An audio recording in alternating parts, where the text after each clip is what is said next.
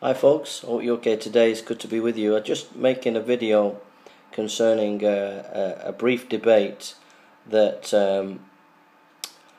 a brother of mine, Brother Mike, had with Paul Williams. And the video that the Muslims have put up is Paul makes Christian missionary cry, speaker's corner. I'll just play a little bit of the... That is eternally God. We don't believe it's God, but you believe Jesus is God, the Father's God, and the Holy Spirit's God. That is three gods. That's not Trinitarian. It's not Unitarianism. Explain. Revelation, the one true God, consists of Father, Son, Holy Spirit. And each is God. Anything else that's uttered or believed to be God after that is false. But that's tritheism. The Revelation, the one true God, consists of Father, Son, Holy Spirit. God is holy. His word is uncreated. And what? No, we don't believe in Trinity. God is holy. Well, it does matter, because what we believe matters. I believe what Jesus taught. God is holy. Can I share with you Jesus teaches? His word is uncreated, and His word is eternal. I'm just giving you three. No, that's just, well, we don't believe that. You just give me three aspects. Give me three. Just read it. No, I haven't. The word is not God. Okay, let me clarify this. I believe what Jesus taught. Let me just quote you the words of Jesus on this very subject. In Mark's Gospel, a man came to Jesus. What is the greatest of all commandments? And this is what Jesus said. Hear, O Israel, the Lord our God is one Lord. Now, one Lord. Now, as he says, you too, the disciples, shall be one, just as we are one. So when Jesus says God is one Lord, is that three or one? Jesus quotes the first commandment. He says, Hear, O Israel, the Lord is one Lord. Do you believe that? The Revelation. So, if you watch the debate between Paul Williams and my brother Mike, basically Paul wouldn't let my brother Mike get in.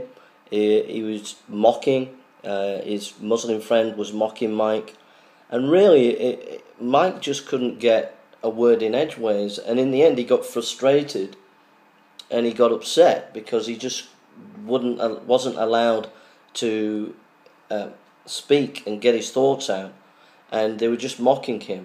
And in the end he just thought, well, call it a day, and he did right to do that.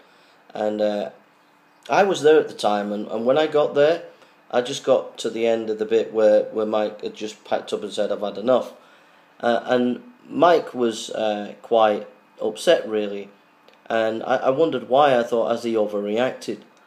And I watched the full debate, and I thought to myself, well, actually, Mike was very, very patient, because if I was in that situation, I'd have been the same, because he was treated with such disrespect and such rudeness and such lack of fairness by the Muslims, that he did the right thing, and that was to say, I've had enough, I'm not going to continue the debate anymore. And he had a right to be annoyed, he had a right to be upset.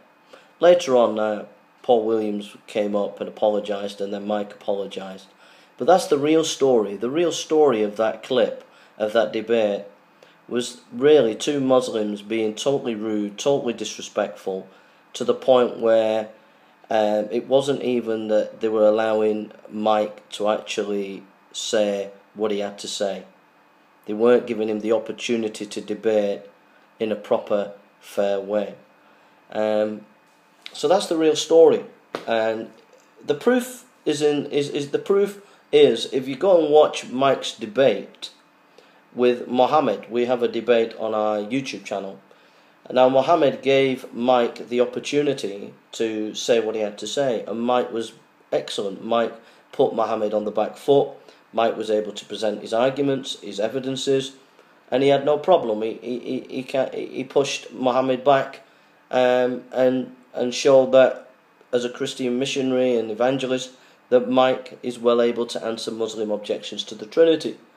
But he was not able to do that with Paul Williams and the Muslim guy, because they were just so disrespectful, kept butting in every time he was speaking, kept saying very, very derogatory remarks, to the point where they just weren't allowing him to speak, really. And Mike got upset, and Mike said, I've had enough, and that was it. And the Muslims have made a video saying Paul makes Christian missionary cry, and they make videos about that as if they've done a great thing. But when the Muslims give us the opportunity to debate them in a fair way, it doesn't go well for them. It doesn't go well for them. Mansour gave me a fair opportunity to debate him this recent Sunday. It did not go well for him. Rather than cut me off and us having a kind of battle of wills, which we did last time, he allowed me to say my piece, and I gave him the opportunity to give his piece. And when we'd finished, it didn't go well for him. The same with Shamsi. When I debated Shamsi, I debated Hussein. When they give us a chance and we're allowed to give our arguments and our evidences, it does not go well for Islam. It doesn't go well for the Muslim apologist at Hyde Park.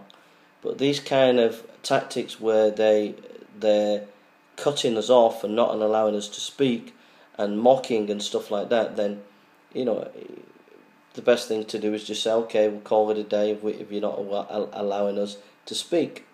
And that's what Mike did. And that's the real story, okay?